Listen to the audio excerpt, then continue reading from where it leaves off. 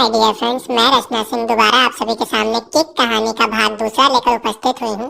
दोस्तों, आप लोग मेरे चैनल पर कमेंट नहीं कर रहे हैं। आपको वो कहानी कैसी लगती है, मैं अपनी कहानी में क्या सुधार करूँ नहीं करूँ, आप कमेंट सेक्शन में जरूर बताया करें। तो चलिए अब इस कहानी को आगे बढ़ाते हैं।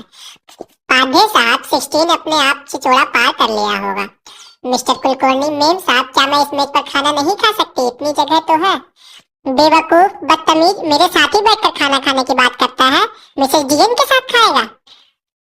गाड़ी में कहती है तो चलो गाड़ी में खाने दो, लेकिन पाध्याय सेठ जीटी के फर्स्ट क्लास में भी भीड़ है आज। एएसएम, मैं गर्ज एएसएम, तुम चुप करो। तुम क्यों बोल रहे हो? ऐसे लोगों के मुंह नहीं लगना चाहिए।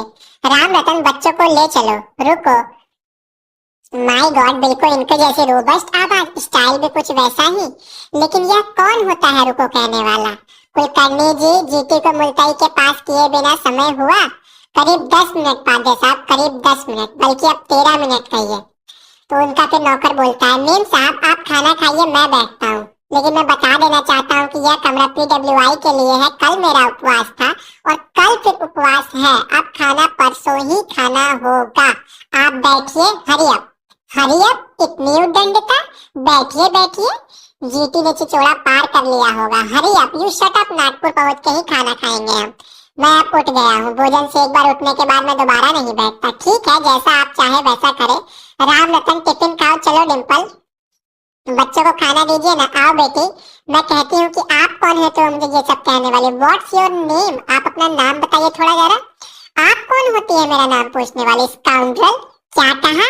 मिसेस सोना को तो एक बार मेरे दफ्तर में बिना पूछे घुस गई थी। फिर आपने चाहा कि मैं यहाँ से उठ जाऊं। मैं उठा भी, आपके लिए नहीं, आपके बच्चों के लिए। और आप मुझे ही स्काउंड्रल कह रही है? मैं अब आपको गेट आउट कह दूं तो मैनर्स सीखिए मैम, मैनर्स। मुझे सीधे इनके दफ्तर ही चलना चाहिए। इनका गुस्सा मामूली नहीं है। खाल उतार कर रख देंगे पीडब्ल्यूआई का। धत। गाड़ी फिर रुकी।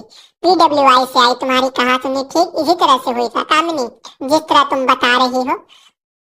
पूछ लीजिए राम रतन से। यार, एएसएम से फोन पे कांटेक्ट करके पता कीजिए कि गाड़ी अब तक कहाँ पहुंची है, क्योंकि इनकी उद्दंडता अब मुझसे झेली नहीं जा रही है। इन लोगों को पिक्चर में लाने की क्या जरूरत है? फिर उसी से पूछिए ना जो आया हुआ है जीटी के साथ। वही कर रहा हूँ, बुलाता हूँ उसे। वैसे अभी मुफ्त है, लेकिन अब तुम क्यों रो रही हो कामनी? घर जाओ और आराम करो। जा रही हूँ, लेकिन मुझे फोन पर बता दीजिएगा कि उस बास्टर्ड को आपने ठीक किया या नहीं किया। छी, तुम उसे बास्टर्ड कह रही हो? बहुत ही गंदा शब्द है ये। जाओ तुम यहाँ से, मैं उसे देखता हूँ। हेलो, हाँ मैं बोल रही हूँ। कामनी, क्या कहा? कामनी क्या कहा? फिर से कहना कामनी। कामनी, पाधे से मैंने बात की, तुमने मुझे सही बातें नहीं बताई। यह तुम्हारी बहुत गलत बात है। क्यों, क्या हुआ? इन बातों का एहसास तुम्हें होना चाहिए था कामनी। सो हो गया। You got the kick you deserve. तुमने अच्छा सबक मिला, तुम इसी लायक थे। एक्चुअली ये कहानी एक महिला के इर्द गिर्द घूम रही थी, जो एक रेलवे एसडीएम की वाइफ थी, जो उनके मतलब रेलवे स्टेशन के ऑफिस में जाकर उनके कर्मचारियों से बदतमीजी कर रही थी। और दोबारा वो घर जाके अपने हस्बैंड से उन कर्मचारियों की शिकायत करती है कि आपके कर्मचारियों ने मेरे साथ अच्छा बर्ताव, अच्छा सलूक नहीं किया। सो दैट फिर उसके बाद उसका हस्बैंड जाता है, ऑफिस के कर्मचारियों की बातें सुनता है, समझता है, तो वहां पे वो अपनी वाइफ की गलती को पाता है। तो इसलिए वो अपनी वाइफ को बोलता है कि तुम जिन भी बर्ताव तुम्हारे साथ हुआ है, जो भी बर्ताव तुम्हारे साथ हुआ है, तुम उनकी हकदार थी और तुम्हें अब अपने आप के आचरण को, बातों के व्यवहार को सुधारना पड़ेगा। तब जाकर तुम कहीं मेरी वाइफ कहला पाओगी।